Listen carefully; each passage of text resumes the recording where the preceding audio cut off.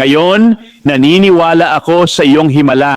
Pakawalan ang buto, kalamnan, litid ngayon. Sinisira ko ang pamatok o Diyos. Alisin mo ang ulap, ibuhos ang iyong pag-ibig, kagalakan at kapayapaan. Salamat sa apoy ng Espiritu Santo na nagdadalisay ng kanilang dugo at katawan. Bawat pamatok ay natanggal at nasira. Salamat sa kabuuan ng buhay o Diyos ko. Bagong buhay ngayon, bagong-bago. Diyos, bagong buto, kalamnan, litid ngayon. Salamat sa katawan at dugong ganap na gumaling. Lahat ng paninigas, kirot ay nawala na.